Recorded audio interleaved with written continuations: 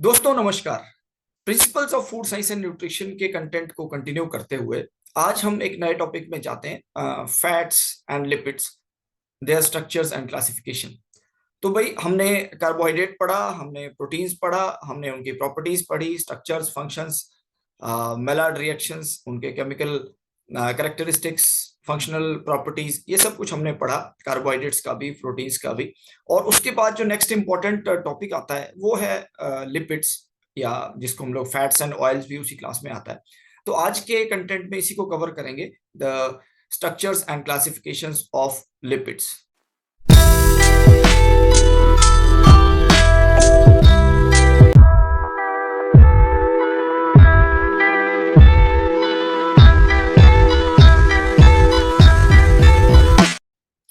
तो दोस्तों मेरा नाम है एस के शर्मा और क्वेश्चन पूछने से कभी मत डरना। बात कर रहे थे कि लिपिड्स और फैटी एसिड्स की और उनके क्लासिफिकेशन स्ट्रक्चर्स की।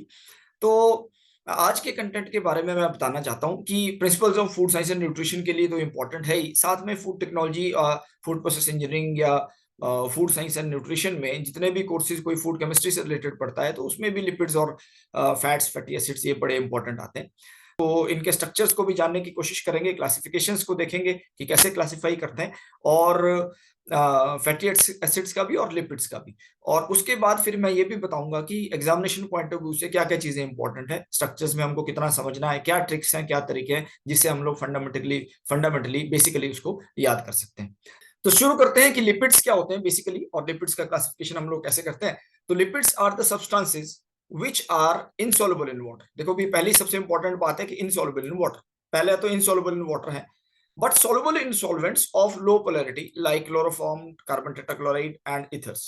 तो ये सारे के सारे सब्सटेंसेस जो कि insoluble in water होते हैं but they are soluble in low polarity organic solvents, तो वहां पे उन सब्सटेंसेस को हम लोग लिपिड्स कहते हैं। टर्पीन्स, फैट्स, ऑयल, स्टेरॉइड्स, ये सारे के सारे इसके एग्जांपल्स हैं। They are widely distributed in nature but are not found in free state. ये बड़ा इंपॉर्टेंट है कि आपको कोई फ्री स्टेट में नहीं मिलेगा। नॉर्मली फैट्स और ऑयल्स या लिपिड्स जो हैं वो बाउंड फॉर्म में मिलते हैं, किसी ना किसी चीज के साथ वो बाउंड रहेंगे। फ्री फैटी एसिड्स कम मिलती हैं और फ्री फैट्स भी आपको कम मिलेंगे। They occur in combined state with protein, तो जब प्रोटीन के साथ कंबाइन हो जाते हैं उनको लिपोप्रोटीन बोलते हैं, जब कार्बोहाइड्रेट्स के साथ कंबाइन हो जाते हैं उनको ग्लाइकोप्रोटीन्स बोलते हैं। तो इस टाइप से ये अलग अलग फॉर्म में अवेलेबल होते हैं। But the greatest amounts of lipids present in the foods, जो फूड्स में लिपिड हैं वो अधिकतर फैट्स और फॉस्फोलिपिड्स की फॉर्म में एग्जिस्ट करते हैं। भाई फूड में अगर हम लोग लिपिड्स की बात करते हैं तो उनको हम लोग लार्जली फैट्स और फॉस्फोलिपिड्स कहते हैं। अब इसमें जाके देखते हैं कि फिर फर्दर क्या कंटेंट आता है और फिर इसको कैसे हम लोग क्लासिफाई करते हैं। क्लासिफिकेशन करने से पहले एक इंपॉर्टेंट क्वेश्चन जो दिमाग में आता है, फिर क्या लिपिड्स और फैट्स सेम होते हैं कि नहीं होते हैं। तो भाई इसका आंसर है कि लिपिड्स और फैट्स सेम नहीं होते। फैट्स लिपिड की एक क्लास है जिसको हम लोग आगे जाके डिटेल में पढ़ेंगे। आप देखते रहिए, डेफिनेटली आपको इसका मीनिंग जो है और इसका डिफरेंस है ये क्लैरिफाई होगा। तो फिर चर्चा करते हैं कि फंक्शंस क्या हैं basically, what are the functions. तो फंक्शंस, पहला सबसे पहले फैट्स को, तो भाई एनर्जी प्रोवाइडिंग फूड्स हैं, 9 किलो कैलोरी एनर्जी देता है, तो पहला फंक्शन तो एनर्जी प्रोवाइड करना हो गया। दूसरा फंक्शन क्या है कि स्ट्रक्चरल कंपोनेंट्स, जो फॉस्फोलिपिड्स और ट्राइग्लिसराइड्स हैं वो हमारे जो सेल वॉल है उसकी परमेबिलिटी और सेल मेम्ब्रेन के स्ट्रक्चर्स को डिसाइड करते हैं, और they are very very important structural compositions. ये राइट हैंड साइड में अगर आप एक इमेज देखते हैं तो ओरेगन स्टेट यूनिवर्सिटी के एक पोर्टल है, वहां से मैंने ये इमेज लिया और इसमें बड़े ही सुंदर तरीके से इन्होंने स्ट्रक्चर को रिप्रेजेंट किया है कि भाई कैसे इसका स्ट्रक्चर होता है। तो अगर आप इस स्ट्रक्चर को देखते हैं basically, so this is how it is a phospholipid. ये एक फॉस्फोलिपिड है, यहाँ पे फॉस्फेट लगा है और ये स्ट्रक्चर्स में आगे डिटेल में आपको बताऊंगा। तो ये फॉस्फोलिपिड जो बहुत सारे बाइलेयर उसकी बन जाती है, और हाइड्रोफिलिक एंड और हाइड्रोफोबिक एंड, ये हाइड्रोफिलिक एंड है और बाकी का हाइड्रोफोबिक एंड है, तो ये लिपिड बाइलेयर इसको बोलते हैं। तो ये जब बहुत सारे अलाइन कर जाते हैं so they form the structure. तो इस टाइप से ये एक सेलुलर स्ट्रक्चर्स बना देते हैं और फिर इंटरनल सेलुलर स्पेसिस में कुछ भी स्टोर किया जा सकता है। तो इस टाइप से अगर हम लोग देखते हैं so these are very important structural components. तीसरा फंक्शन आता है ट्रांसपोर्टेशन। तो lipoproteins they help in transporting the lipids in the blood. तो ब्लड में लिपोप्रोटीन्स जो है उसको हेल्प करते हैं। डिफेंस की अगर बात करते हैं तो स्किन वैक्सीज, आपने देखा होगा सर्दियों में हमारी स्किन खुश्क हो जाती है और ड्राई हो जाती है, तो हम लोग कभी ना कभी किसी क्रीम लोशन को लगाते हैं। सो that is very very important. The skin waxes act in avoiding the thermal and physical shock. तो हमारे जो बॉडी के अंदर जो वैक्सीज रहते हैं स्किन के अंदर, स्किन के नीचे वाली लेयर में, तो वो डिफेंस सिस्टम की तरह काम करते हैं। So they act as prevention of the thermal and physical shock. यही प्रॉपर्टीज जब कैरेक्टरिस्टिक्स फूड में भी बात करते हैं तो जहां पे लिपिड्स होते हैं तो वहां पे भी वो थर्मल शॉक्स के अगेंस्ट रेजिस्टेंट देता है। एब्जॉर्प्शन की अगर बात करते हैं तो fats carry fat soluble vitamin, so they are efficiently absorbed. Fat soluble vitamin को एब्जॉर्ब करने के लिए फैट डेफिनेटली चाहिए। और फिर इसके अलावा फिर फंक्शनल कैरेक्टरिस्टिक्स आते हैं जहां पे कि जो फैट्स हैं दे में एक्ट एज विटामिन, दे में एक्ट एज इमल्सिफायर्स, दे में act as flavour aroma compounds, अलग अलग टाइप के कंपाउंड्स की फॉर्म में ये एक्ट कर सकता है। तो ये सारे के सारे फंक्शंस इसके लिपिड्स के हैं, इसको आप ध्यान में रख सकते हैं। Energy source, structural components, transportation, defence, absorption और फंक्शनल प्रॉपर्टीज, एक एक दो दो एग्जांपल्स रखेंगे तो डेफिनेटली आप इसको अटेम्प्ट कर पाएंगे अगर एग्जामिनेशन में भी आता है तो। आगे चलते हैं, देखते हैं कि फैटी एसिड्स फिर क्या है। तो अगर ये तो लिपिड्स हो गया, तो लिपिड का जो स्ट्रक्चरल यूनिट जहां से स्टार्ट होता है उसको हम लोग बोलते हैं फैटी एसिड। अब आप ध्यान दीजिए कि फैटी एसिड को बनाना सीखेंगे कि फैटी एसिड कैसे बनती है। Fatty acids are the organic acids with long hydrocarbon chain ending with a carboxylic group. तो लॉन्ग हाइड्रोकार्बन चेन है, ये लंबी सी हाइड्रोकार्बन की एक चेन है, और फिर एंड कहां हो रहा है इसका, एंड हो रहा है कार्बोक्सिलिक एसिड ग्रुप पे। तो this is the carboxylic acid group. तो इस टाइप से फैटी एसिड बड़ा सिंपल है, एक CH3 CH2 CH2 CH2 CH2 एक करके चेन बनती जाएगी लंबी सी, और लॉन्ग हाइड्रोकार्बन चेन है और एंड में वो कार्बोक्सिलिक एसिड पे एंड करता है। तो इस टाइप का जो स्ट्रक्चर होता है, इस टाइप का जो सब्सटेंसेस है उनको हम लोग बोलते हैं the fatty acids. So these are the organic acids with long hydrocarbon chain ending with a carboxylic group. तो इतनी बात याद रखनी। अब कार्बन कितने होते हैं, तो कार्बन में वेरी नॉर्मली फ्रॉम 14 to 22 जो फैटी एसिड्स हैं, प्योर फैटी एसिड्स, तो उसमें 14 से 22 तक कार्बन वेरी कर सकते हैं। इसके अलावा कभी कभी लंबे भी हो जाते हैं, लेकिन नॉर्मली 14 to 22 नॉर्मली जो हमारे कार्बन चेन वेरी करती है।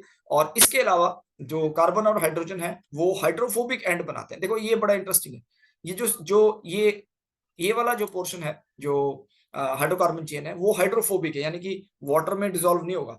लेकिन अगर वाटर का डिसॉल्व होना है तो सिर्फ कार्बोक्सिलिक एसिड है, COH है, जहां पे थोड़ी बहुत एफिनिटी बन सकती है कि it can be solubilised, otherwise it can not be solubilised. तो इसको हम लोग हाइड्रोफोबिक एंड बोलते हैं जो हाइड्रोकार्बन है, और इसको हम लोग हाइड्रोफिलिक एंड बोलते हैं जो कार्बोक्सिलिक एसिड वाला है। तो ऐसे हम लोग इसको याद रख सकते हैं।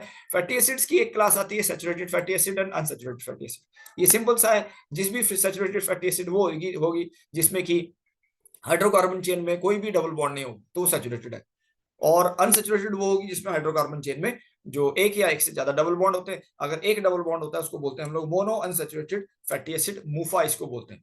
और फिर poly unsaturated fatty acid, PUFA. So that is the poly unsaturated when more than one double bonds they are there. तो इसमें से किसी में भी एक डबल बॉन्ड हो जाएगा, यहाँ पे इसमें भी डबल बॉन्ड हो सकता है। तो एक से ज्यादा जब डबल बॉन्ड्स हो जाएंगे तो वहां पे हम लोग उसको बोलते हैं पॉली अनसैचुरेटेड फैटी एसिड। इसके एग्जांपल्स आगे जाके देखेंगे।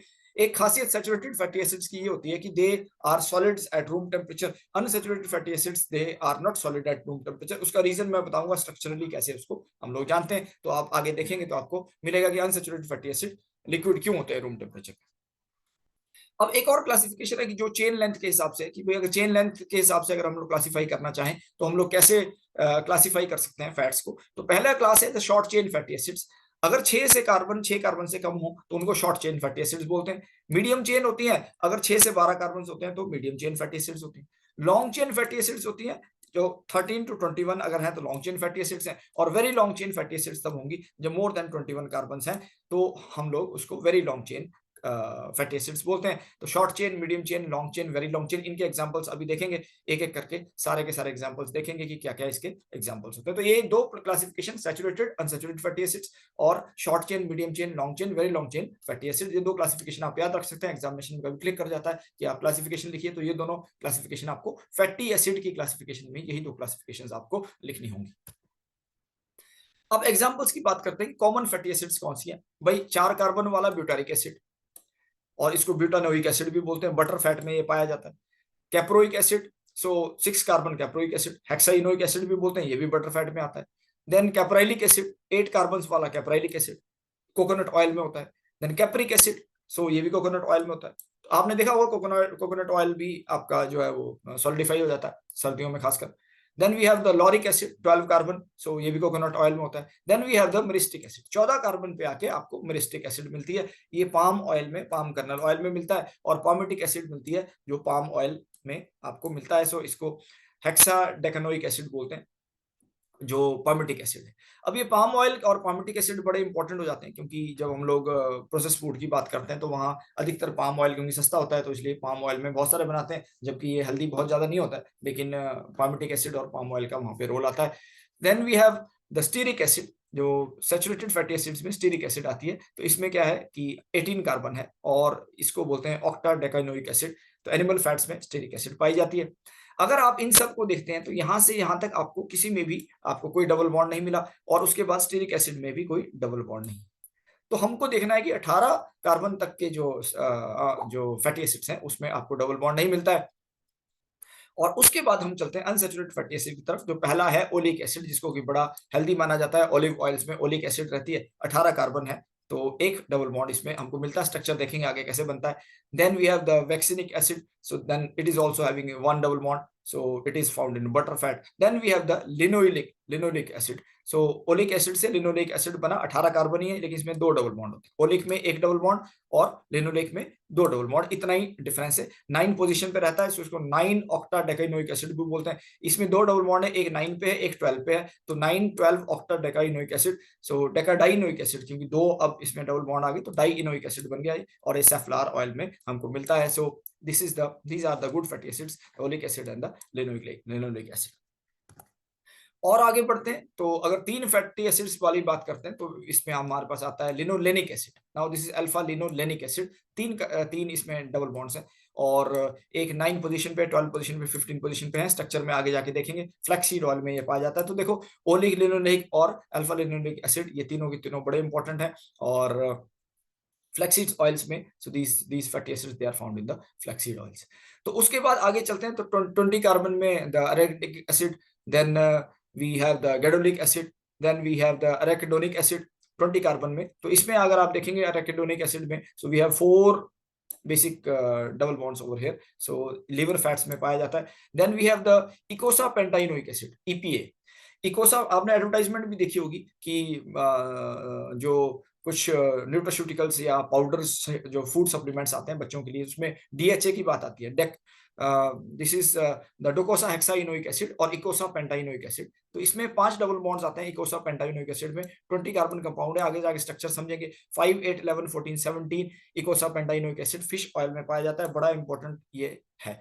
और फिर डीएचए जो है डोकोसा हेक्साइनोइक एसिड 4 7 10 13 16 19 और फिश ऑयल में। अब आप बोलेंगे सर इसको कैसे याद रखेंगे, बड़ा डिफिकल्ट है। इसको मैं सिंप्लीफाई करूंगा आगे कि हम लोग कैसे याद रख सकते हैं, इसको स्ट्रक्चरली कैसे बना सकते हैं। लेकिन आप फिलहाल ये ध्यान में रखेंगे कि नंबर ऑफ हाइड्रोकार्बन में कितने कार्बन हैं उस कार्बन चेन में, और फिर कितने डबल बॉन्ड्स हैं। अगर हम लोग इसको ध्यान में रखते हैं और एक एक एग्जांपल माइंड में रखेंगे, स्ट्रक्चर भी बना पाएंगे इजीली और याद भी रख पाएंगे। कोई बड़ी इसमें डिफिकल्ट चीज नहीं है। तो फिर आगे चलते हैं कि अब फिर स्ट्रक्चर कैसे बनता है फैटी एसिड्स का, ये देखते हैं। तो हमने बात करी थी कि एक लॉन्ग हाइड्रोकार्बन चेन होती है और फिर एक हाइड्रोफिलिक एंड होता है जिसमें कि कार्बोक्सिलिक एसिड है। तो यहाँ पे जो पिंक कलर का पोर्शन है ये आप देख सकते हैं, this is the basically the hydrophilic and, और ये जो येलो कलर में है ये सारा का सारा यहाँ से यहाँ तक, this is the hydrocarbon chain. ये बेसिकली पामेटिक एसिड है। पामेटिक एसिड 16 कार्बन है। Palmitic acid is 16 carbon and saturated. Saturated means कोई भी डबल बॉन्ड इसमें नहीं है, आप देख सकते हैं कोई भी डबल बॉन्ड इसमें आपको नहीं मिलेगा। इसको हम लोग बोलते हैं, जो ये वाला हाइड्रोकार्बन वाला पोर्शन है इसको बोलते हैं हाइड्रोफोबिक टेल, क्योंकि ये वाटर सॉल्युबल नहीं होता, हाइड्रोफोबिक। Hydrophobic tell. एंड जो इसमें CH3 है, that is the oil soluble, तो ये बेसिकली ऑयल सोलुबिलिटी इसकी रहती है। और हाइड्रोफिलिक कार्बोक्सिलिक एसिड है, C डबल बॉन्ड OH है, तो कहीं ना कहीं H और O है, तो ये वाटर को सोलबलाइज कर सकते हैं, क्योंकि वहां पे O और H की एफिनिटी आपस में बन जाती है, हाइड्रोजन बॉन्ड फॉर्मेशन पॉसिबल हो जाता है, इसलिए ये सोलबिलिटी ऑफ वाटर हो सकती है। तो हाइड्रोफिलिक एंड और हाइड्रोफोबिक एंड, क्योंकि हाइड्रोफोबिक एंड बहुत बड़ा है तो इसलिए वाटर में सोलबिलिटी ऑयल्स की बड़ी कम रहती है। ये हमने जनरल कैरेक्टरिस्टिक्स ऑब्जर्व किया। तो भाई अब बात करते हैं स्टीयरिक एसिड। तो ठीक उसी प्रकार से अगर हम आगे चलेंगे, ये तो था हमारा पामिटिक एसिड, फिर 18 कार्बन सैचुरेटेड में स्टीयरिक एसिड आ जाता है। स्टीयरिक एसिड का स्ट्रक्चर जो है ये हमारा बना है, और यहाँ से हम लोग कार्बन नंबरिंग स्टार्ट करते हैं। मैं आपको आगे जाके बताऊंगा कि कार्बन नंबरिंग कार्बोक्सिलिक एसिड से स्टार्ट होती है। So here we start the carbon numbering. This is the carbon number 1 and this will be the carbon number 18। तो ये आपका कार्बन 18 हो गया, ये कार्बन 1 हो गया। तो इस टाइप से हम लोग कार्बन नंबरिंग स्टार्ट करेंगे। और अब ये जिगजैग स्ट्रक्चर बन गया। तो जिगजैग स्ट्रक्चर क्यों बनता है, ये हमको थोड़ा सा ध्यान देना है, और फिर स्ट्रक्चर को जिगजैग ही क्यों बनता है इसमें जानने की कोशिश करेंगे। ये बड़ा इंपॉर्टेंट समझना। तो इसका रीजन है कि जो हाइड्रोकार्बन है वो टेट्राहेड्रन स्ट्रक्चर रहता है। Hydrocarbon they have the tetrahedron structure, यानी कि एक कार्बन जो है 4 बॉन्ड्स फॉर्म करेगा। तो जैसे ये कार्बन हो गया सपोज, तो ये कार्बन ने 4 बॉन्ड फॉर्म कर दिए, 3 हाइड्रोजन के साथ फॉर्म कर दिए, 1 2 3, और चौथा फिर दूसरे कार्बन के साथ करते हैं। तो टेट्राहेड्रन स्ट्रक्चर। तो जब टेट्राहेड्रन स्ट्रक्चर बनता है तो जो हाइड्रोजन है वो अपने अपनी पोजीशंस ले लेते हैं, और जो चार्जेस के हिसाब से it creates a specific structure which is the zigzag kind of structure. और अगर हम लोग ध्यान दें तो यहाँ पे this is the carbon and 3 hydrogen are there. This is CH3, then CH2, then CH2, then CH2। तो ये लास्ट में CH3 आएंगे, और बीच में जहां पे भी होगा तो CH2 आएगा। ऐसा हमारा जिगजैग स्ट्रक्चर बनता है। तो हाइड्रोकार्बन चेन ऐसी ही बनेगी। तो यहाँ पे भी अगर हम लोग ध्यान देते हैं तो this is the CH3, then this is the CH2, this is the CH2, this is the CH2, this is the CH2। तो ऐसे करके ये जो है ये सारे CH2 है, और CH2 इसने यहाँ पे हमने ऐसे करके लिखा इसको। तो ऐसे करके लिखना आसान होता है समझने के लिए, लेकिन स्ट्रक्चर जब बनाएंगे तो स्ट्रक्चरली ये दोनों के दोनों जो हमारे हाइड्रोजन है ये एक तरफ को ऐसे आ जाएंगे। So that is how it is there. ये अगर आप ध्यान से देखें तो ये दोनों हाइड्रोजन इस तरफ है, इसलिए इन्होंने CH2 ऐसे करके लिखा है। और आगे जाके स्ट्रक्चर को और समझेंगे कि इसमें एग्जैक्टली ऐसा क्यों होता है। तो भाई अब इस जिगजैग स्ट्रक्चर को अगर हमने समझ लिया, तो जिगजैग स्ट्रक्चर में फर्स्ट कार्बन पे आया आपका कार्बोक्सिलिक एसिड। अगर मैं यहाँ पे फर्स्ट कार्बन मानूं, सो 1 पोजीशन पे first carbon C double bond OH। So this is the carboxylic acid group. और उसके बाद ये फर्स्ट CH2, यहाँ पे एक H ऊपर जाएगा एक नीचे, या फिर V शेप में हम लोग समझ लें, दोनों ऐसे आएंगे V शेप में नीचे। सो दैट इज द CH2। फिर थर्ड कार्बन, फोर्थ कार्बन। तो जहां जहां पे पॉइंट्स बने, कॉर्नर्स हैं, वहां वहां पे आपके कार्बन हैं। ऐसा आपको इस जिगजैग स्ट्रक्चर में समझना है कि यहाँ पे कार्बन है और 2 हाइड्रोजन भी साथ में है। अगर ये टर्मिनल कार्बन है तो यहाँ पे 3 हाइड्रोजन साथ में, यानी कि CH3 है यहाँ। तो अगर हम लोग पामिटिक एसिड का फिर दोबारा से स्ट्रक्चर बनाते हैं जिगजैग स्ट्रक्चर, तो बड़ा एक सिंपल स्ट्रक्चर बन गया। अब हमने HH लिखना सब छोड़ दिया। अगर हम इस स्ट्रक्चर को समझ लें तो it becomes very easy to understand that it is how it goes. एक तरफ कार्बोक्सिलिक एसिड, फर्स्ट कार्बन वहां से काउंट करेंगे, और फिर एक चेन बना देंगे। सो that is how it goes, and it is a 16 carbon chain. अब स्टीरिक एसिड की भी चेन बनाते हैं। स्टीरिक एसिड में जैसा था कि 18 कार्बन चेन है, तो 18 कार्बन चेन बन जाएगी। इसमें 2 कार्बन आपके बढ़ गए, इतना ही फर्क आया, बाकी इसमें कोई चेंज नहीं आया। फिर दोबारा 1 2 3 4 5 ये वैसे ही काउंटिंग होगी इसकी। जहां जहां पे पॉइंट्स होंगे वहां पे आपके कार्बन नंबर्स रहेंगे। अब एक इंपॉर्टेंट पॉइंट इसमें यह है कि भाई ये तो हो गया कार्बन नंबर के हिसाब से जब हम लोग नंबरिंग करते हैं 1 2 3 4 5, तो कार्बोक्सिलिक एसिड से स्टार्ट होता है। तो अगर ग्रीक नंबरिंग की बात करते हैं, ग्रीक नंबरिंग, तो ग्रीक जो हमारे अल्फाबेट्स हैं वो होते हैं अल्फा, बीटा, गामा, डेल्टा, ऐसे इनका चलता है, और उनका लास्ट अल्फाबेट होता है ओमेगा।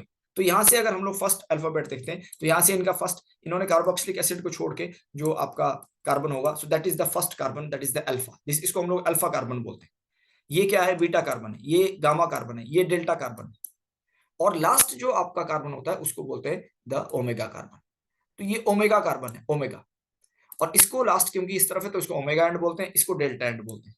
तो कार्बोक्सिलिक एसिड का जो फैटी एसिड का जो स्ट्रक्चर है, फैटी एसिड के स्ट्रक्चर में एक एंड ओमेगा एंड है। और आपने सुना होगा omega 3 fatty acids, omega fatty acids, omega fatty acid बहुत अच्छी होती हैं। तो ओमेगा क्यों अच्छी होती है और इसको क्या रिलेवेंस है, ओमेगा को जानना इसलिए बड़ा जरूरी है। हम स्ट्रक्चर्स को तभी याद कर पाएंगे और समझ भी तभी पाएंगे अगर हमको ओमेगा पता होगा कि ओमेगा क्यों। तो ओमेगा होता है लास्ट ग्रीक अल्फाबेट का लास्ट अल्फाबेट, और वहां पे लास्ट से हम लोग स्टार्ट करते हैं। तो it is omega 1, omega 2, omega 3, ऐसे करके हम लोग इसको नंबरिंग करते हैं। लास्ट से उल्टी नंबरिंग स्टार्ट करते हैं, omega 1, omega 2, omega 3, omega 6, omega 9, ऐसे करके जहां जहां पे वो आएंगे। तो इसमें कार्बन नंबर का चक्कर नहीं है, ओमेगा की नंबरिंग अलग है, कार्बन नंबरिंग अलग है। आप ध्यान रखिए, कार्बन नंबरिंग अलग, ओमेगा नंबरिंग अलग। तो इस चीज से हमको ध्यान में रखना है। तो अब सवाल आता है कि भाई जब अनसैचुरेटेड फैटी एसिड बनेगी तो क्या बनेगी। अनसैचुरेटेड फैटी एसिड में जैसे ये ओलिक एसिड है, ओलिक एसिड में एक डबल बॉन्ड है, 18 carbon and 1 double bond at 9 position. तो 1 डबल बॉन्ड एट 9 पोजीशन मतलब क्या हुआ, ये आपकी 9 पोजीशन है, this is the position number 9, this is the carbon number 10। ये क्या हुआ, पोजीशन नंबर 9 और कार्बन नंबर 10। यहाँ पे कार्बोक्सिलिक एसिड है, ये 1 है, तो मैंने 1 से स्टार्ट किया, 2 3 4 5 6 7 8 और ये 9, 1 2 3 4 5 6 7 8 9 और 10।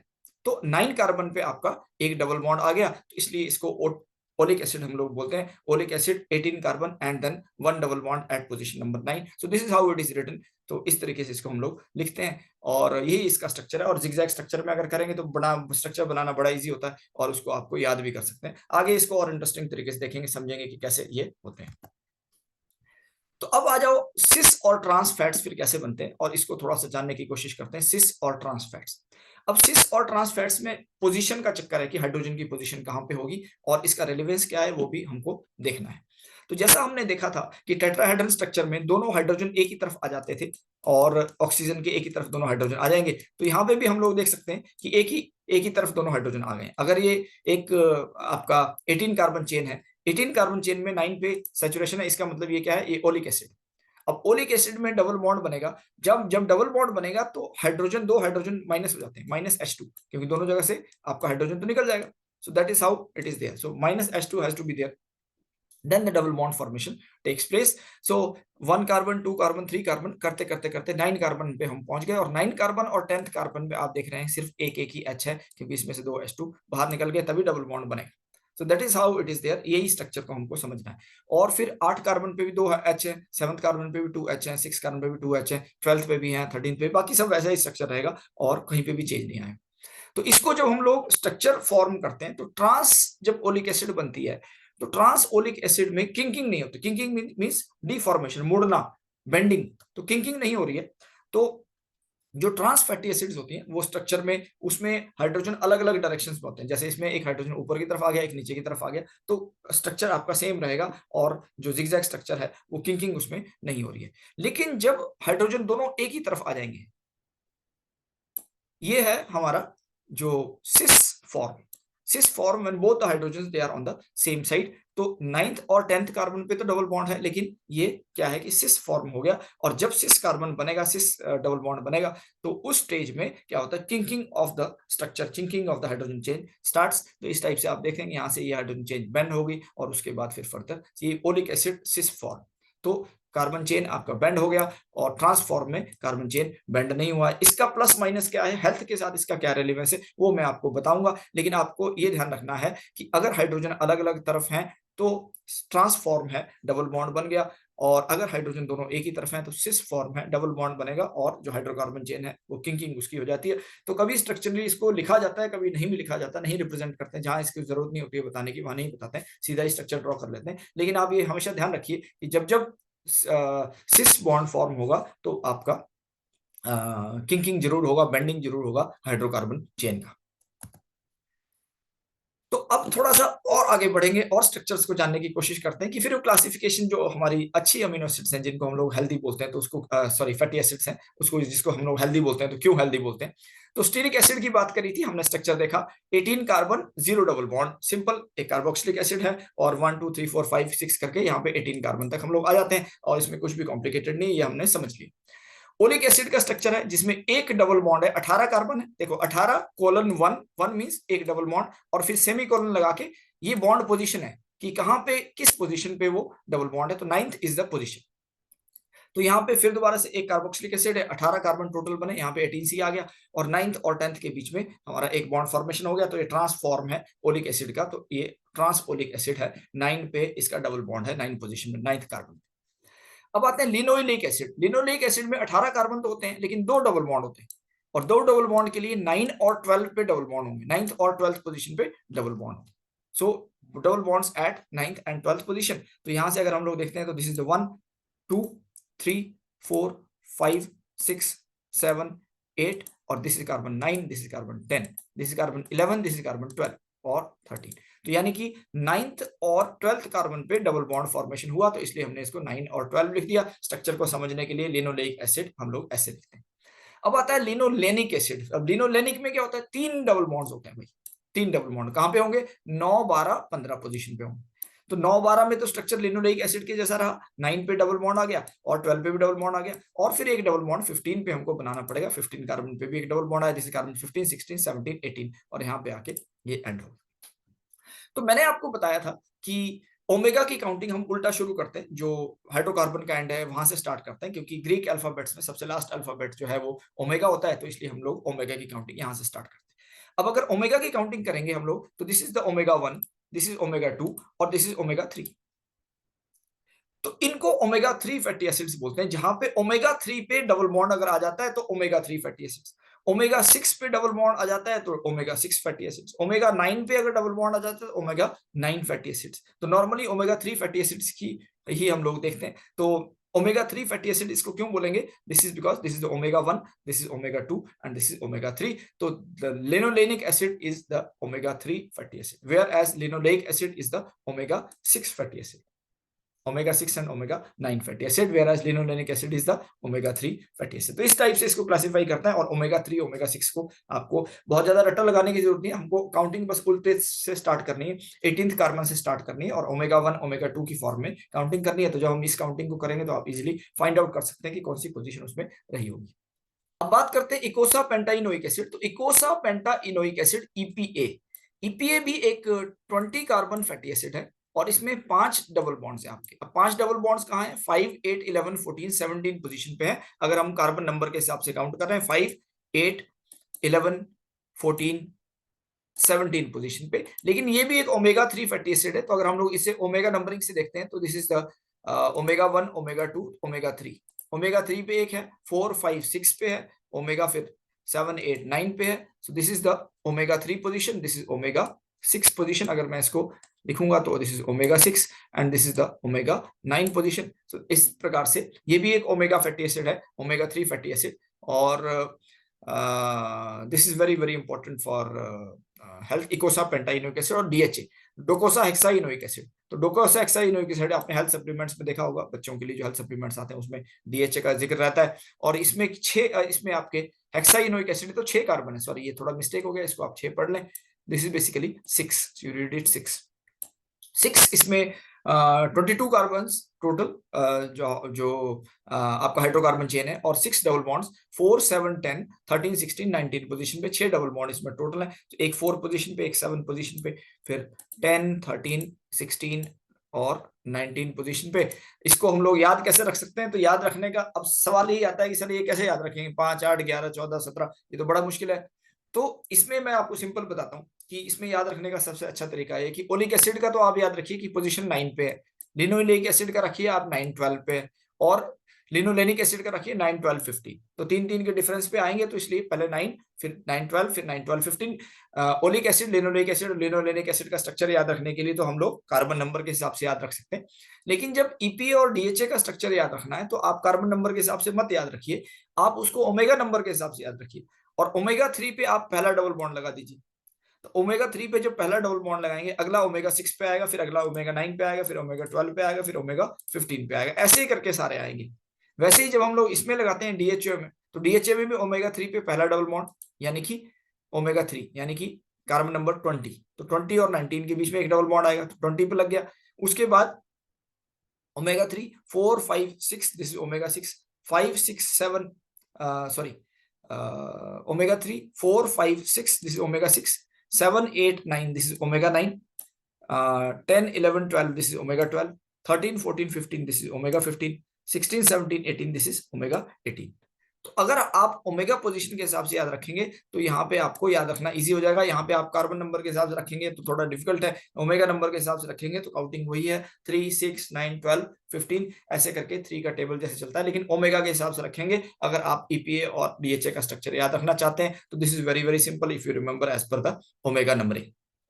तो और उसके बाद फिर इसको आप जो कार्बन नंबरिंग में कन्वर्ट कर सकते हैं, दूसरी तरफ से कार्बन नंबरिंग के हिसाब से आ जाएगा, तो वहां पे आप स्ट्रक्चर बना के वहां पे आप डबल बॉन्ड लगा दीजिए। तो इस टाइप से the mono unsaturated fatty acids और पॉली अनसैचुरेटेड फैटी एसिड्स को हम लोग इसको याद कर सकते हैं, इनके स्ट्रक्चर्स को समझ सकते हैं। It is very very simple. अब फैट्स में जाके ये कैसे ऐड होते हैं इसको देखने की कोशिश करें। तो पहले तो सिस और ट्रांस पे हम लोग एक बार फिर दोबारा से आएंगे कि भाई अब पैकिंग कैसे होती है। तो जो स्टीरिक एसिड है, say for example stearic acid is saturated, ये क्या था हमारा सैचुरेटेड है, इसमें कोई भी डबल बॉन्ड नहीं है। तो अगर हम लोग देखेंगे एक चेन ये हो गई, दूसरी चेन ये हो गई, तीसरी चेन ये हो गई, चौथी चेन ये होगी, स्ट्रक्चरली ये बड़े सिंपल, स्ट्रक्चरली एक दूसरे के साथ बड़े कॉमन है। तो जब हमको बहुत सारी फैटी एसिड्स एक साथ आ जाती हैं तो ये इसकी पैकिंग होने की जो सिचुएशन है वो बन जाती है। So they can pack tightly because the structures they are very very similar, so they can pack tightly. और जब टाइटली पैक हो जाते हैं तो हमारी बॉडी में भी डिपॉजिट हो जाते हैं, फूड में भी डिपॉजिट हो जाते हैं और सॉलिडिफिकेशन भी हो जाता है। So that is how it goes. अगर बात करते हैं कि ओलिक एसिड की, जो ट्रांस अनसैचुरेटेड अगर है, तो ट्रांस अनसैचुरेटेड ओलिक एसिड है, ये भी सॉलिड एट रूम टेम्परेचर होती है, ये भी रूम टेम्परेचर पे सॉलिड रहेगी और 43 पे ये मेल्ट होती है। स्टीरिक एसिड का जो मेल्टिंग पॉइंट है वो 69 है। 69 देखिए, 69 रूम टेम्परेचर से बहुत ज्यादा है, इसलिए जो stearic acid saturated fatty acid है और वहां पे सैचुरेटेड फैट बनाता है और वहां पे रूम टेम्परेचर पे वो मेल्ट नहीं होता, जब गर्म करते हैं तभी वो फैट मेल्ट होता है। तो आपने देखा होगा जो फैट्स सैचुरेटेड फैट्स होते हैं वो मेल्ट नहीं होते हैं, घी जिसमें आता है। अनसैचुरेटेड फैट्स जो होते हैं वो ऑयल्स होती हैं, they are liquid at room temperature, क्योंकि उसका मेल्टिंग पॉइंट बहुत कम होता है। ओलिक एसिड क्योंकि ट्रांस फैट है, अब ये ट्रांस फैट है, ना तो सैचुरेटेड है ना अनसैचुरेटेड, अनसैचुरेटेड तो है लेकिन ये ट्रांस फैट है स्ट्रक्चरली, तो ये भी अलाइन कर सकते हैं। यहाँ पे आप देख सकते हैं डबल बॉन्ड इसमें है, हमने स्ट्रक्चर पढ़ा था सैचुरेटेड फैटी एसिड का, तो ये तीनों डबल बॉन्ड इसमें है ऑलरेडी 9 पोजीशन पे। तो ओलिक एसिड में ट्रांस ओलिक एसिड है, वो भी पैक हो सकती है एक दूसरे के साथ, वो भी एक स्ट्रक्चरली सिमिलर उसका स्ट्रक्चर बनता है विच कैन स्टैक अराउंड और पैक अराउंड। लेकिन अगर हम लोग सिस फॉर्म में देखते हैं, सिस इज अनसैचुरेटेड, तो ये बड़ा इंटरेस्टिंग है कि unsaturated fatty acid, cis is unsaturated fatty acid and it is liquid at room temperature. Liquid, room temperature liquid है और मेल्टिंग पॉइंट आप देखिए 13.4 डिग्री, तो 13.4 डिग्री रूम टेम्परेचर से कम होता है मेल्टिंग पॉइंट, तो 13 डिग्री आते ही ये मेल्ट हो जाएगी। और फ्रिज में रख देंगे तो सॉलिडिफाई भले हो जाए, लेकिन 13.4 पे आते ही ये मेल्ट हो जाएगा और ये सॉलिडिफाई नहीं होता। अब इसका रीजन क्या है? अगर आप इसका स्ट्रक्चर देखेंगे तो मैंने यहाँ पे 3 फैटी एसिड्स बनाई, एक फैटी एसिड ये है, दूसरा फैटी एसिड ये है। एक फैटी एसिड को मैं अगर देखता हूँ, जो ये सैचुरेटेड फैटी एसिड ये, सपोज हमारा मिक्सचर ऑफ फैटी एसिड्स है, जहां पे आपका एक ट्रांस फैटी एसिड है, ये ट्रांस वाली है। अगर हम सबसे ये वाली फैटी एसिड देखेंगे जो स्ट्रेट जा रही है, so this is basically the trans fatty acid, क्योंकि स्ट्रेट है। लेकिन जो दूसरी फैटी एसिड जो सबसे ऊपर है, ये सिस फैटी एसिड है, और यहाँ से आप देखें किंकिंग हो गया, बेंडिंग हो गया स्ट्रक्चर का, तो इसने इसकी चेन फिर नीचे की तरफ आ गई। उसके बाद एक और ट्रांस, अगर हम लोग एक ट्रांस फैटी एसिड लगा देते हैं, that is how it goes. अब आप देखिए, जब एक सिस फैटी एसिड बीच में आ जाएगी तो वो बाकी की फैटी एसिड्स पैक नहीं कर पाएंगी, स्टैक नहीं कर पाएंगी, और इसी की वजह से वो लिक्विडिटी भी आ जाती है, इसी की वजह से डिपोजिशन भी उसका कम होता है बॉडी में भी और फूड में भी, और इसी की वजह से वो हेल्थ के लिए भी अच्छी होती है, हेल्थ के लिए भी बेहतर माना जाता है उसको, because they can not stack, they can not pack. तो फैट डिपोजिशन जो हो जाता है वो नहीं होता है, इसलिए अनसैचुरेटेड फैटी एसिड्स को हम लोगों को यूज करना चाहिए। अनसैचुरेटेड फैटी एसिड्स को हेल्दी बोला जाता है because they can not pack and they can not deposit in the body. So that is how the cis form of unsaturated fatty acid, oleic acid, is very very important, having the lower melting point. Melting point is least in case of cis, then a little higher in case of trans oleic acid, and highest in case of the saturated 18 carbon stearic acid. तो इस type से जो cis और trans का जो relationship है, that is very very important as far as the packing and the health concerns are there. तो भाई फैटी एसिड्स को जानने के बाद और सिस ट्रांस स्ट्रक्चर्स को जानने के बाद और फिर अनसैचुरेटेड सैचुरेटेड को जानने के बाद अब लिपिड्स का क्लासिफिकेशन कर लेते हैं कि फिर लिपिड्स क्या हैं, ओवरऑल लिपिड्स कैसे होते हैं। तो ये भी एक कॉम्प्रिहेंशन है, ये भी एक जानना बड़ा जरूरी है। तो लिपिड्स की अगर क्लासिफिकेशन आती है तो हम लोगों को बोलना है कि लिपिड 4 प्रकार के होते हैं, simple lipids, compound lipids, the derived lipids and the miscellaneous lipids. 4 categories हैं लिपिड्स की, simple lipids, compound lipid, derived lipids और मिसलेनियस। सिंपल लिपिड्स जो होते हैं ये फूड के ज्यादातर कंटेक्स्ट में आते हैं। These are basically the esters of fatty acids with alcohol. अब फैटी एसिड एस्टर अगर बनता है अल्कोहल के साथ तो उसको हम लोग बोलते हैं एक सिंपल, द सिंपल लिपिड्स। और इस सिंपल लिपिड्स में 2 कैटेगरी आती है, एक को हम लोग बोलते हैं फैट्स और दूसरे को बोलते हैं वैक्सीज। एक क्लास है फैट्स और दूसरी क्लास है वैक्सीज। तो जब जो एस्टर है वो ग्लिसरॉल के साथ अगर बन रहा है, अगर वो ग्लिसरॉल के साथ बन रहा है तो उसको हम लोग बोलेंगे द फैट्स। और अगर ग्लिसरॉल के अलावा किसी दूसरे अल्कोहल के साथ बन रहा है तो उसको हम लोग बोल देते हैं कि फैटी एसिड्स। अगर ग्लिसरॉल के साथ बन रहा है तो इट इज फैट, अगर ग्लिसरॉल के अलावा किसी और के साथ बन रहा है तो उसको हम लोग बोल देते हैं बेसिकली दूसरे अल्कोहल के साथ बन रहा है तो उसको they are the waxes and bee wax, cutin, suberin, these are the examples. और फैट्स के केस में groundnut oil, sunflower oil, Saffola oil, बहुत सारे ऑयल जितने भी हैं वो इसके एग्जांपल्स हैं। कंपाउंड लिपिड्स में अगर आते हैं तो इसमें जो एस्टर बनता है वो अल्कोहल के अलावा दूसरे ग्रुप्स के भी रहते हैं इसमें, esters of fatty acid with alcohol and with other groups as well. तो फैटी एसिड अल्कोहल तो रहेंगे, लेकिन दूसरे ग्रुप्स भी रहते हैं। तो वो अगर फॉस्फेट ग्रुप है तो फॉस्फोलिपिड्स, अगर कार्बोहाइड्रेट तो ग्लाइकोलिपिड, अगर सल्फर ग्रुप है तो सल्फोलिपिड, अगर प्रोटीन है तो लिपोप्रोटीन। तो इस टाइप से इसकी क्लासिफिकेशन है, फॉस्फोलिपिड्स, ग्लाइकोलिपिड, सल्फोलिपिड, लिपोप्रोटीन। तो एक अल्कोहल रहेगा, एक फैटी एसिड रहेगा, और उसके अलावा कोई तीसरा ग्रुप भी रहता है, that is basically the compound lipid, इसलिए उनको कंपाउंड लिपिड हम लोग। तो सिंपल लिपिड में फैटी एसिड और अल्कोहल था, और कंपाउंड लिपिड में फैटी एसिड, अल्कोहल प्लस कुछ और भी, डिपेंडिंग अपॉन कुछ और भी क्या है वो, इसके हिसाब से इसकी क्लासिफिकेशन है।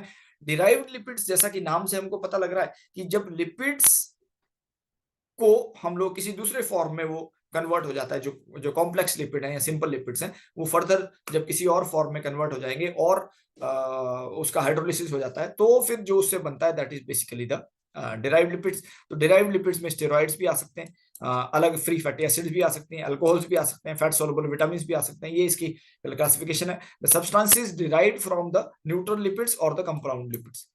जो न्यूट्रल लिपिड्स है, सिंपल लिपिड और कंपाउंड लिपिड से जो सब्सटेंसेस बनेंगे, and having the general properties of lipid, उनकी प्रॉपर्टी लेकिन लिपिड की जैसी रहती है। These are composed of hydrocarbon rings, जैसे कि स्टेरॉइड के केस में हाइड्रोकार्बन रिंग्स होते हैं, and long hydrocarbon side chain, long hydrocarbon side chain भी हो सकती है। ये सारे के सारे डिराइव्ड लिपिड की कैटेगरी में आते हैं। चौथी जो क्लास है that is the miscellaneous lipids, जो इन तीनों क्लासेस में नहीं आते हैं, उनको मिसलेनियस लिपिड्स में आते हैं। They can be the aliphatic hydrocarbon, they can be the terpene, terpenoids. तो इस टाइप की जो क्लासेस हैं, ये लिपिड एक बड़ा कॉम्प्रिहेंसिव क्लास है। तो इसमें simple lipid, compound lipid, derived lipid और मिसलेनियस लिपिड्स की हम लोग बात करेंगे। और फैट्स और वैक्सीज, सिंपल लिपिड्स और कंपाउंड लिपिड्स इसमें ज्यादा इंपॉर्टेंट रहते हैं, उसका ज्यादा सिग्निफिकेंस है, ज्यादा रिलेवेंस है, तो इसलिए उसको ज्यादा हम लोग पढ़ते हैं। उसकी केमिस्ट्री जानने की कोशिश करेंगे कि एग्जैक्टली वो है क्या। तो भाई सिंपल लिपिड्स, जैसा कि हमने बात करी थी कि these are the esters of the fatty acids with alcohol. एक फैटी एसिड और अल्कोहल के साथ जो एस्टर बनता है उसको हम लोग सिंपल लिपिड बोलते हैं। तो न्यूट्रल फैट्स जो हैं, अगर वो ग्लिसरॉल है, अल्कोहल वो ग्लिसरॉल है और ट्राइग्लिसराइड बनाता है, तो उसको हम लोग बोल देते हैं fatty simple fats, neutral fats. और अगर वो अल्कोहल ग्लिसरॉल के अलावा कोई और है तो उसको हम लोग बोल देंगे फिर वैक्सीज। और वैक्सीज में जो मोनोहाइड्रोक्सी एलिफेटिक अल्कोहल्स, ट्रू वैक्सीज, जो cholesterol asters, vitamin A and D, इस टाइप से बहुत सारे कंपाउंड्स आ जाते हैं। तो उसको देखेंगे स्ट्रक्चरली कैसे बनता है। लेकिन सबसे पहले देखते हैं कि ग्लिसरॉल से फैटी एसिड, फैट कैसे बनता है basically. So that is how late us go through. तो ग्लिसरॉल का जो एक स्ट्रक्चर है, कॉमन स्ट्रक्चर, ये हमने कहीं ना कहीं पढ़ा होगा जब हमने कार्बोहाइड्रेट्स पढ़े थे।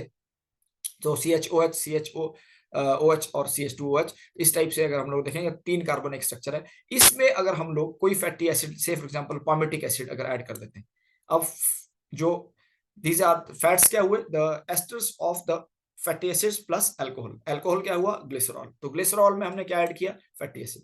जब फैटी एसिड ऐड करेंगे दिस बिकम्स ए ट्राइग्लिसराइड। तो यहाँ पे अगर आप देखते हैं तो बेसिकली ये H को सब्स्टिट्यूट हो जाता है, ये वाला H और ये वाला OH, ये वाला OH और ये वाला H मिलके बना देता है वाटर। ये दोनों मिलके बना देंगे वाटर। तो क्योंकि इसमें 3 जगह सब्स्टिट्यूशन हो रहा है, यहाँ पे भी, यहाँ पे भी, यहाँ पे भी, तीनों कार्बन में सब्स्टिट्यूशन होगा, तो 3 वाटर मॉलिक्यूल निकल जाते हैं। और इसके अलावा का जो स्ट्रक्चर है वो इसमें ज्वाइन हो जाता है। So here we get the CHOH, यहाँ तक का स्ट्रक्चर हमारे पास है, और एक O भी है। और इसके अलावा हमारे पास जो बन गया ये वाला स्ट्रक्चर बच गया, C double bond O, CH2, 14 CH3, ये हमने यहाँ पे ऐड कर दिया। सो this is how the triglyceride is form. Triglyceride इसलिए बोलते हैं क्योंकि इसमें आपके 3 फैटी एसिड्स बन रहे हैं, तो दिस इज ट्राइग्लिसराइड। एक ही स्टेप में नहीं होता है, अलग अलग स्टेप में बनता है, मैं आपको बताऊंगा कैसे बनता है। लेकिन ट्राइग्लिसराइड फॉर्मेशन बेसिकली हो गया। एक वाटर मॉलिक्यूल, एक जब फैटी एसिड कंबाइन होगा ग्लिसरॉल के साथ तो एक वाटर मॉलिक्यूल रिलीज होगा। तो जब 3 कंबाइन होंगे तो then the 3 water molecules they will be released. So let us go through the reaction की कैसे रिएक्शन होता है। तो एक ग्लिसरॉल है और 3 फैटी एसिड्स हैं, जैसा हमने देखा था। इसमें से हमको 3 वाटर मॉलिक्यूल निकालने हैं बाहर। तो फर्स्ट वाटर मॉलिक्यूल जब निकलेगा तो पहला आपका फैटी एसिड यहाँ अटैच होगा। So this is the first fatty acid which is attached, and this is called as monoglyceride, क्योंकि एक ही फैटी एसिड अटैच्ड है तो इसलिए मोनोग्लिसराइड। फिर अगर दूसरा भी और एक वाटर मॉलिक्यूल बाहर निकले, फिर सेकंड जब एक फैटी एसिड अटैच होता है, so that is one more water molecule will be release, and this is called as the diglyceride. इसको डाइग्लिसराइड बोलते हैं। यहाँ पे आपका दूसरा फैटी एसिड भी अटैच होगा।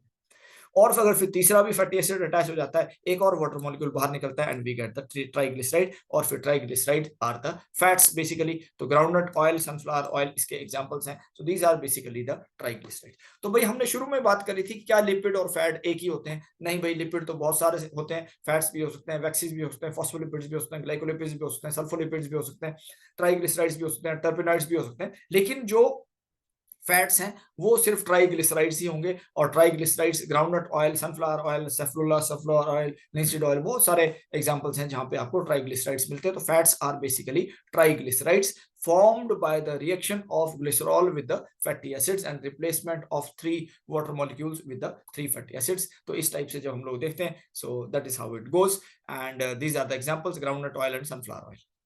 अगर बात करते हैं कि भाई फिर वैक्सीज क्या है, बेसिकली वैक्सीज दूसरी क्लास थी सिंपल लिपिड्स की, वैक्सीज फैट्स और वैक्सीज। तो वैक्सीज के केस में जो अल्कोहल होगा वो ग्लिसरॉल के अलावा कोई और अल्कोहल लेना पड़ेगा भाई, इतना ही डिफरेंस है। फैटी एसिड तो इसमें भी बाउंड होगी, लेकिन अल्कोहल क्या होगा, वो ग्लिसरॉल नहीं होगा, कोई और अल्कोहल होगा, कोई और लॉन्ग चेन अल्कोहल होगा। तो इस टाइप से जो अगर हम लोग देखते हैं तो एक अल्कोहल और एक फैटी एसिड जब कंबाइन होते हैं, so we get a wax, and here this is the example of a carnauba wax. Carnauba wax, bees wax, cutin, suberin भी इसके एग्जांपल्स हैं, but this specifically refers to a carnauba wax. यहाँ पे भी एक water molecule release होता है, और अगर आप गौर से देखेंगे तो this is what is substituted, ये वाटर मॉलिक्यूल यहां से निकल गया, और that is how it goes here. So we get a CH2O, यहां तक एक अल्कोहल का स्ट्रक्चर है, और इसके बाद फैटी एसिड का स्ट्रक्चर ऐड हो जाता है। So that is how these both of them they join and you get a wax. तो वैक्स और फैट्स में यही डिफरेंस है कि अगर सिंपल अल्कोहल है कोई भी, तो आपका वैक्स बनेगा फैटी एसिड के साथ रिएक्शन पे, अगर वो ग्लिसरॉल है तो आपका फैट बनेगा फैटी एसिड के साथ रिएक्शन पे। सो दैट इज हाउ, इतना ही आपको याद रखना है। तो सिंपली फॉर्म में अगर डिफरेंशिएट करते हैं फैट्स और वैक्सीज के बीच में, तो पहला पॉइंट होगा it is the these are the esters of क्या, fatty acid and glycerol. These are the esters of fatty acid plus alcohol other than glycerol, glycerol के अलावा कोई और alcohol. Number of ester group कितने होंगे, इसमें try है तो तीन होंगे, एस्टर ग्रुप्स 3 होंगे। और इसमें कितने होंगे, इसमें सिंगल एस्टर होगा, क्योंकि एक ही फैटी एसिड के साथ कंबाइन कर रहा है। फिर आप examples vegetable oil, milk fat, ये आप एग्जांपल्स याद रख सकते हैं, bees wax, carnauba wax, waxes के एग्जांपल्स हैं। This is how you can differentiate. Waxes में अगर बात करते हैं कि कार्नोबा वैक्स में कौन सा अल्कोहल होता है और कौन सा फैटी एसिड होता है, तो अगर आप ध्यान से देखेंगे तो कार्नोबा वैक्स में जब अल्कोहल होता है that is basically triacontanol. Triacontanol जो है ये basically this is the alcohol component, and the hexacosanoic acid, so इसको सिरोटिक एसिड भी बोलते हैं हम लोग, हेक्साकोसैनोइक एसिड और सिरोटिक एसिड। सो ये भी फैटी एसिड है जो कि इसमें फैटी एसिड यूज होती है। So this basically 24 + 25 26 carbon fatty acid है, और यहाँ पे 28 + 1 + 1 सो 30 कार्बन ट्रायाकोंटानोल अल्कोहल है। सो लॉन्ग चेन हाइड्रोकार्बन इसमें है दोनों में ही। सो इस टाइप से ये वैक्स बनाते हैं, carnauba wax, but again it is not a glycerol. Bees wax की बात करते हैं तो अल्कोहल तो ट्राइकोंटानोल ही रहता है, लेकिन जो फैटी एसिड है वो पाल्मिटिक एसिड हो जाती है, and palmitic acid is 16 carbon, so this is 14 + 15 + 1 16, so 16 carbon palmitic acid is there, saturated fatty acid, so this forms the beeswax. So spermaceti है, तो ये भी एक सिटाइल अल्कोहल है। Cetyl alcohol it is again a 16 carbon, so it combines with the palmitic acid and it forms the waxes. तो कुल मिला के जो ध्यान रखने वाली बात यही है कि फैट्स तब बनेंगे जब ग्लिसरॉल के साथ फैटी एसिड कंबाइन करेगी, और वैक्सीज तब बनेंगे जब ग्लिसरॉल के अलावा किसी और अल्कोहल के साथ फैटी एसिड कंबाइन करेंगे, so there will be the waxes will be formed. अब नेक्स्ट चलते हैं कंपाउंड लिपिड में। तो सेकंड क्लास थी इसकी कंपाउंड लिपिड। कंपाउंड लिपिड में मैंने आपको बताया था कि फैटी एसिड और अल्कोहल तो होंगे ही होंगे, लेकिन कोई तीसरा ग्रुप भी होगा उसमें। वो तीसरा ग्रुप क्या हो सकता है, इसके हिसाब से हम लोग क्लासिफाई करते हैं। अगर तीसरा ग्रुप फॉस्फोरस है, सो फॉस्फेट है, तो दैट इज द फॉस्फोलिपिड। अगर वो कोई शुगर है, कार्बोहाइड्रेट है, तो ग्लाइकोलिपिड। अगर वो सल्फरस कंपाउंड है तो सल्फोलिपिड। अगर वो प्रोटीन है तो they are called as the lipoproteins. 4 classes इसकी आ गई। So here we can see other groups are the phosphorus, the nitrogenous bases, and other substitution groups. And examples are lecithin, cephalins. These are the examples of the phospholipids. ये बड़े important है। Right hand side में अगर हम लोग structure देखेंगे तो यहाँ पे आप देख सकते हैं कि एक ग्लिसरॉल है। Glycerol first carbon, second carbon, third carbon, 3 carbon है, और एक कार्बन में आपका फॉस्फेट अटैच हो गया। तो this is the phosphate, basically this is the phosphate. So this is the phosphate. तो एक फॉस्फेट अटैच हो गया और ये आपका ग्लिसरॉल है, और इस तरफ दो फैटी एसिड, क्योंकि एक कार्बन पे तो फॉस्फेट अटैच हो गया और बाकी के दो पे आपका फैटी एसिड्स हैं। ये आपकी एक सैचुरेटेड फैटी एसिड है, इसमें डबल बॉन्ड है तो ये अनसैचुरेटेड फैटी एसिड है। तो अनसैचुरेटेड फैटी सेम भी हो सकती है, अलग अलग भी हो सकती है, कैसी भी हो सकती है। सो नॉर्मली एक सैचुरेटेड एक अनसैचुरेटेड फैटी एसिड हमने इसमें अटैच करी, and this is what is called as the hydrophobic tail. इसको हम लोग हाइड्रोफोबिक टेल बोलते हैं।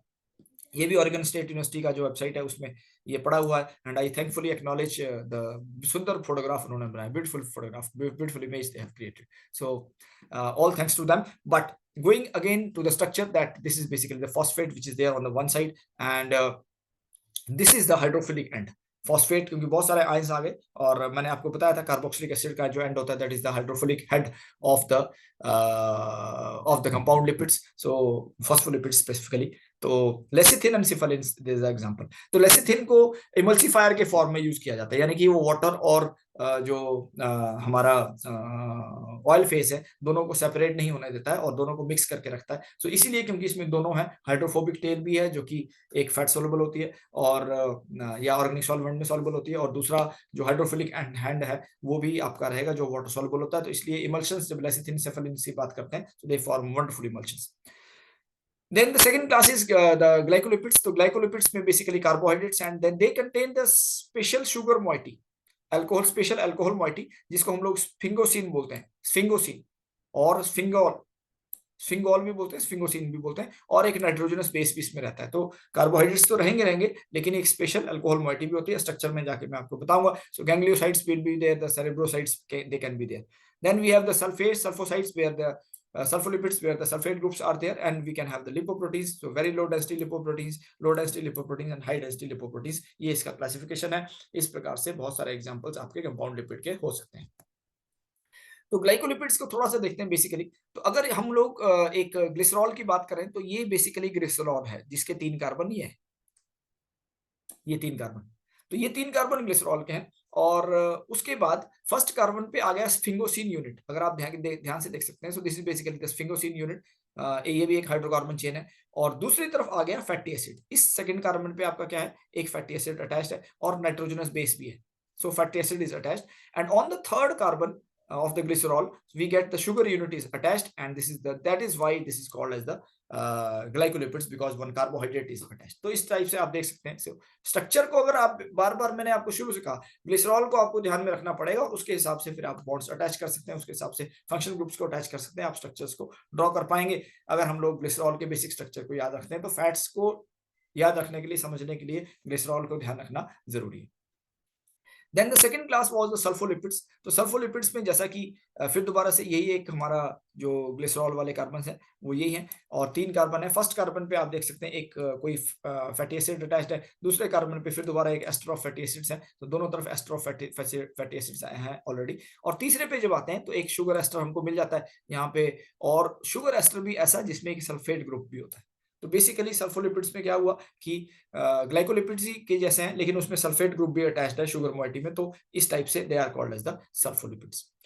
तो सिंपल लिपिड्स, कंपाउंड लिपिड्स के अलावा जो बाकी की 2 क्लासेस थी they are the derived lipids. तो डिराइव्ड लिपिड्स जब एक हाइड्रोलिसिस रिएक्शन होगा सिंपल लिपिड्स का या जो कंपाउंड लिपिड्स का है, तो उसके बाद का जो स्ट्रक्चर है जो फिर दोबारा से टूटने के बाद भी लिपिड के जैसा ही है, उसको हम लोग बोलते हैं द डिराइव्ड लिपिड्स। वो डिराइव्ड लिपिड्स फैटी एसिड्स भी हो सकते हैं, they can be short chain और long chain fatty acids, 3 to 40 4 to 30 carbon, palmitic acid can be one of the examples। और फिर वो अल्कोहल भी हो सकते हैं, क्योंकि अल्कोहल और फैटी एसिड से तो बना है लिपिड, तो इसलिए अल्कोहल भी हो सकते हैं। And that is how the straight chain alcohols like glycerols and complex cyclic alcohols like cholesterol, these can be the examples in case of the derived lipids. तो डिराइव्ड लिपिड्स में glycerol और alcohols और fatty acid कुछ भी हमको मिल सकता है। चौथी कैटेगरी वो थी जिसमें कि कोई भी पहले की 3 कैटेगरीज में अगर नहीं आ रहे थे हमारे जो लिपिड्स हैं, वो चौथी कैटेगरी में आ रहे थे। And in this class we have the terpenes, we have the carotenoids, we have the squalene. Squalene एक हाइड्रोकार्बन है जो कि शार्क में या मैमलिन लीवर में फाउंड होता है, so they are found in shark और the mammalian liver. Then we can have the vitamin A और vitamin K, they are all the fat soluble vitamins. We can also have the aliphatic hydrocarbons, so isooctadecane, this is found in the liver fat as well as the hydrocarbon found in beeswax and plant waxes। तो ये भी हमको मिल सकते हैं, these are also there in the miscellaneous category। तो on and on जो हमको याद रखना है कि लिपिड की 4 कैटेगरीज हैं। एक है सिंपल लिपिड जिसमें फैट्स और वैक्सीज आते हैं, दूसरे हैं हमारे कंपाउंड लिपिड्स जिसमें कि फॉस्फोलिपिड्स भी आ सकते हैं, ग्लाइकोलिपिड्स, सल्फोलिपिड्स, लिपोप्रोटीन्स आ सकते हैं। तीसरी कैटेगरी है द डिराइव्ड लिपिड्स, जो कि हाइड्रोलिसिस के बाद जो सिंपलर लिपिड्स बनते हैं वो। और चौथी क्लासेस है जो मिसलेनियस, जिसमें terpenes, carotenoids, vitamin A, vitamin के, इस टाइप के कंपाउंड्स आते हैं। तो इस टाइप से आप लिपिड की क्लासिफिकेशन ध्यान रख सकते हैं। तो लिपिड की क्लासेस में क्लासिफिकेशन में 4 क्लासेस, और फैटी एसिड की जब क्लासिफिकेशन करते हैं तो अनसैचुरेटेड, सैचुरेटेड फैटी एसिड जिसमें सिंगल बॉन्ड होता है, one saturated fatty acid, solid at room temperature, unsaturated जिसमें एक या एक से ज्यादा डबल बॉन्ड होते हैं वो unsaturated fatty acid, liquid at room temperature, उसका मेल्टिंग पॉइंट बड़ा कम होता है। अगर एक डबल बॉन्ड है तो मोनो अनसैचुरेटेड फैटी एसिड, अगर एक से ज्यादा है, 2 से ज्यादा डबल बॉन्ड है तो पॉली अनसैचुरेटेड फैटी एसिड। तो इस टाइप से मुफा पुफा के एग्जांपल्स हम लोग याद रख सकते हैं, एक एक दो दो। एग्जामिनेशन में अगर आप स्ट्रक्चर्स बनाना चाहेंगे तो डेफिनेटली ग्लिसरॉल से ही आप ध्यान रखिए, ग्लिसरॉल के स्ट्रक्चर को ध्यान में रखेंगे तो आप इजीली इसको कर पाएंगे। तो दोस्तों मैं समझता हूं कि ये जो स्ट्रक्चर सिंपली हमने डिस्कस किए, ये आप इसको बड़े स्ट्रेस ना लीजिए दिमाग में। कभी कभी ऐसा होता है कि हम स्ट्रक्चर्स को देख के थोड़े स्ट्रेस्ड हो जाते हैं कि इतना सब कुछ कैसे याद रखेंगे, लेकिन मैंने आपको तरीका बताया कि कैसे याद रखना है। अगर जो हमारा अनसैचुरेटेड फैटी एसिड्स हैं, अगर ओलिक एसिड है, लिनोलिक एसिड है, लिनोलेनिक एसिड है, तो उसको हम लोग कार्बन नंबर के हिसाब से याद रखिए। So 1 carbon, sorry 1 double bond, 2 double bond, 3 double bond, 1 double bond at 9 position, 2 double bonds at 9 and 12 position, 3 double bonds at 9 and 12 and 15 position। तो इस टाइप से आप the oleic acid, the linoleic acid, linolenic acid का structure याद रख सकते हैं। अगर ईपीए और डीएचए की बात करते हैं तो इकोसा पेंटाइनोइक एसिड, डोकोसा हेक्साइनोइक एसिड के स्ट्रक्चर को याद रखने के लिए ओमेगा नंबरिंग के हिसाब से याद रखिए। तो एक में 5 बॉन्ड्स हैं, ओमेगा 3 से स्टार्ट कर दीजिए बनाना, ओमेगा 3, ओमेगा 6, ओमेगा 9, ओमेगा 12। और दूसरा है डोकोसा हेक्साइनोइक एसिड, उसमें 6 डबल बॉन्ड्स हैं और 22 कार्बन है, और वहां पे भी आप ओमेगा 3 से स्टार्ट कर दीजिए डबल बॉन्ड बनाना। तो इस टाइप से आप स्ट्रक्चर्स इजीली बना सकते हैं। और फिर ग्लिसरॉल का स्ट्रक्चर याद रखेंगे तो फॉस्फोलिपिड्स, ग्लाइकोलिपिड्स, कोई भी आप स्ट्रक्चर बना सकते हैं इजीली। बहुत उसमें कॉम्प्लिकेशन नहीं, हाँ थोड़ी प्रैक्टिस जरूर करनी पड़ेगी और थोड़ा सा रिवीजन करना पड़ेगा। मैं समझता हूँ आज का कंटेंट आपको समझ में आया होगा और आपको बेसिक फैटी एसिड्स का स्ट्रक्चर्स और फैट्स की क्लासिफिकेशन, लिपिड की क्लासिफिकेशन आपको समझ में आई होगी। इसका जो आगे का कंटेंट है जिसमें कि स्टैंडर्ड नंबरिंग सिस्टम्स हैं या इसकी प्रॉपर्टीज हैं, functional properties, physical properties, chemical properties, उसके बारे में अगले वीडियो में बात करेंगे। आज के लिए फिलहाल इतना ही। Thank you very much. नमस्कार।